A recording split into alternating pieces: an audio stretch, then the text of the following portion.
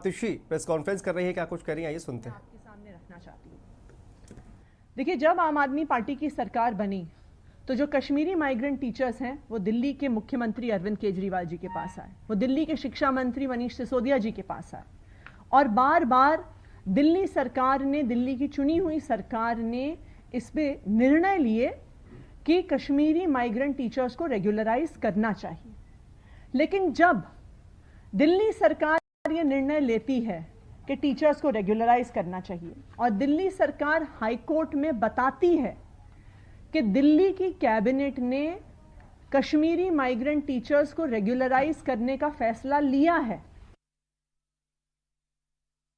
के बाद एलजी साहब एक नोट लिखते हैं फाइल में कि ये सर्विस और इसको सर्विसेज मैटर के तहत ट्रीट किया जाए, इस पर दिल्ली की चुनी हुई सरकार का कोई भी अधिकार नहीं है।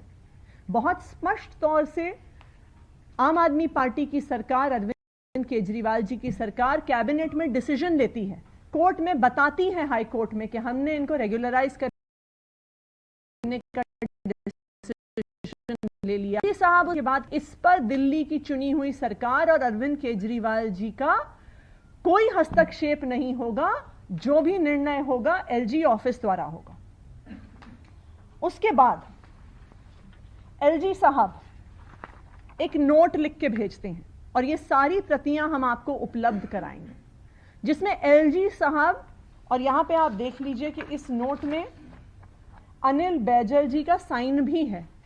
तो ये एलजी साहब के किसी अफसर ने नहीं लिखा है, एलजी साहब ने खुद लिखा है और खुद साइन किया है, जो केंद्र सरकार के नुमाइंदे हैं। और उस नोट में मैं आपको पढ़ के सुनाती हूं और मैं इसमें से जो हाईलाइट किया है उसको रीड कर रही हूं। The matter was discussed with officers in the MHA, यानी एलजी साहब ने ये खुद नहीं सिर्फ निर्णय लिया, उन्होंने केंद्र सरकार में मिनिस्ट्री ऑफ होम अफेयर्स से चर्चा की। The matter was discussed with officers concerned in the MHA, Government of India, who deal with relief and rehabilitation issues of J&K migrants. It was informed that there is no special dispensation for regularization of Kashmiri migrant teachers. Since there is no special dispensation for regularization even with Union Government of India, it may not be appropriate to regularize Kashmiri migrant teachers. ये LG साहब ने खुद लिखा है। जब high court की double bench ये फिर से निर्णय दे देती है कि आपको रेगुलराइज करना है, तो फिर एलजी साहब को ये फाइल भेजी जाती है कि हम सुप्रीम कोर्ट में एसएलपी फाइल करेंगे डबल बेंच के निर्णय को चैलेंज करने के लिए। और जब एसएलपी फाइल होती है तो कौन प्रस्तुत होता है दिल्ली सरकार और एलजी साहब की तरफ से? पिंकी आनंद जी। पिंकी आनंद जी जो भाजपा की लीगल सेल की अध्यक्ष हैं, जो भाजपा की प्रवक्ता हैं, जो भाजपा का पक्ष रखने के लिए अक्सर टीवी चैनल्स पर आती हैं। तो आज ये सारे कागजात देख के एक चीज स्पष्ट हो जाती है। कल तक हम ये कह रहे थे कि भाजपा ने, केंद्र सरकार ने कश्मीरी पंडितों के लिए कुछ नहीं किया, लेकिन आज हम उस स्टेटमेंट को मॉडिफाई कर रहे हैं। आज हम ये कह रहे हैं कि पिछले 8 साल में, जब से केंद्र में नरेंद्र मोदी जी की सरकार है, भाजपा ने कश्मीरी पंडितों की रिहैबिलिटेशन का विरोध किया है, उसके खिलाफ काम किया है, उनकी नौकरियां पक्की होने में हर अड़चन डाली है। भाजपा ने पिछले 8 साल में कोई कसर नहीं छोड़ी कि जो एक छोटी सी चीज थी, कि जो ये सिर्फ 233 कश्मीरी माइग्रेंट टीचर थे, जो उनको पक्का करने की अपॉर्चुनिटी थी, जो इतना दुख दर्द देख के दिल्ली आए थे, उनकी रेगुलराइजेशन का बीजेपी ने विरोध किया। तो ऐसा अब नहीं है कि बीजेपी ने भाजपा शासित अपने एलजी साहब से, ऐसा नहीं है कि उन्होंने कुछ नहीं किया। भाजपा ने कश्मीरी पंडितों के पुनर्वास का, उनके पक्के होने का, उनकी जिंदगियां नॉर्मलाइज करने का विरोध किया है। सौरभ जी। हेलो। ये मसला परसों से शुरू हुआ है और आपको बहुत कम लोगों को जानकारी होगी कि कश्मीरी माइग्रेंट्स की ये जो प्रॉब्लम थी, इसको दिल्ली की चुनी हुई सरकार ने सुलझाया था और इसको रेगुलराइज किया, क्योंकि अरविंद केजरीवाल ने इसका कोई ढिंडोरा नहीं पीटा।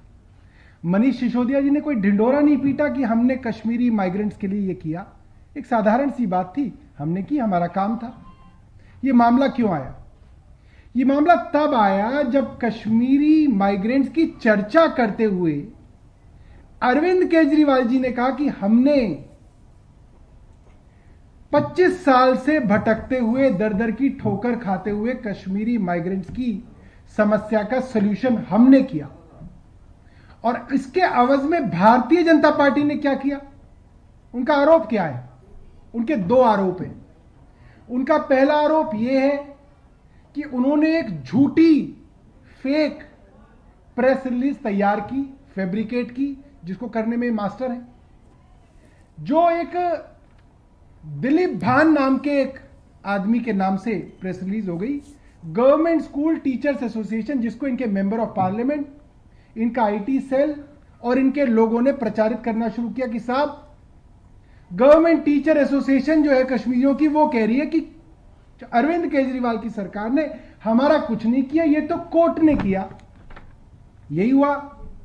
आज हम आपके सामने गवर्नमेंट स्कूल टीचर्स एसोसिएशन असली का प्रेस रिलीज रख रहे हैं, जिसमें वो कह रहे हैं कि जो प्रेस रिलीज कर भारतीय जनता पार्टी वाले घुमा रहे हैं, जिसपे कई टीवी चैनलों ने बहस चला दी, वो नकली है। जिस आदमी ने वो प्रेस रिलीज दी वो नकली है। वो पूरा का पूरा लेटर हेड नकली है। सब कुछ नकली है। पहली चीज तो ये। दूसरी चीज, भाजपा का दूसरा आरोप क्या है, जो इनके तेजस्वी सूर्या ने लिखा और कई लोगों ने इनके लिखा कि साहब उन्हें आसानी से नहीं मिली, नीचे से लेकर ऊपर तक कोर्ट में जाके उन्हें हक मिला है। बहुत सही बात है, सच्चाई है। तो नीचे से ऊपर तक कोर्ट में जाना क्यों पड़ा, इसके बारे में चर्चा नहीं हुई। हाई कोर्ट में क्यों जाना पड़ा, डिवीजन बेंच में क्यों जाना पड़ा और फिर सुप्रीम कोर्ट में क्यों जाना पड़ा? इसलिए जाना पड़ा कि अरविंद केजरीवाल की चुनी हुई सरकार ने 2017 में हाई कोर्ट के अंदर यह अंडरटेकिंग दे दी कि हम कश्मीरी पंडितों को दोबारा से यहां पे रेगुलराइज करने के लिए एक पॉलिसी ला रहे हैं। ये बाकायदा हाई कोर्ट के ऑर्डर्स के अंदर है। हमारे वकील संजय घोष ने यह अंडरटेकिंग दी, हमारे दूसरे वकील संतोष त्रिपाठी जी ने अंडरटेकिंग दी, और फिर एलजी हाउस में खलबली मची। उन्होंने हमारे वकीलों को हटा के अपने वकील लगाए। उन्होंने ये नोट लिखा कि यह मामला सर्विसेज का है, लिहाजा अब एलजी ऑफिस इसको देखेगा। मनीष सिसोदिया जी ने बाकायदा चिट्ठी लिख के कहा है कि इसके अंदर कोई कोर्ट कचहरी नहीं करनी चाहिए, सरकार ने एक पॉलिसी डिसीजन ले लिया, आप इनको नौकरी दे दो। उसके बावजूद भाजपा के एलजी ने सुप्रीम कोर्ट के अंदर इसको चैलेंज किया और सुप्रीम कोर्ट के अंदर उनकी अपनी पिंकी आनंद पेश हुई और कश्मीरी पंडितों के, कश्मीरी माइग्रेंट्स के हक के खिलाफ ये लोग खड़े हुए। तो ये भाजपा का असली और सच्चा चेहरा है। ये लोग इतने झूठे, इतने नालायक, इतने मक्कार तरीके के लोग हैं, इस कॉन्फिडेंस से झूठ बोलते हैं कि कोई भी आदमी इनको देख के हैरान हो जाए कि यार कहीं सच ही तो नहीं बोल रहे। मगर फाइलें जो हैं, फाइलों के अंदर जो है, खुशी की बात है कि आज भी देश जो है फाइलों से चल रहा है, व्हाट्सएप से नहीं चल रहा। तो ये फाइलों में दर्ज है कि इनके क्या कुकर्म थे। कश्मीरी माइग्रेंट्स के बारे में लिखा, यहां तक कि एलजी ने यह लिखा कि ऐसा कोई प्रावधान जब केंद्र सरकार में नहीं है कश्मीरियों के लिए, साफ शब्द है कि कश्मीरी लोगों के लिए ऐसा कोई स्पेशल प्रावधान जब केंद्र सरकार में नहीं है तो दिल्ली सरकार में कैसा हो सकता है। लिहाजा इसके खिलाफ हमें सुप्रीम कोर्ट जाना चाहिए। और सुप्रीम कोर्ट में मुंह की खाई, और मुंह की खाने के बाद जो है दिल्ली सरकार ने इनको इनके लाखों रुपए जो एरियर्स थे और जो इनके पैसे बनते हैं रेगुलराइजेशन के, बैक डेट में दिए।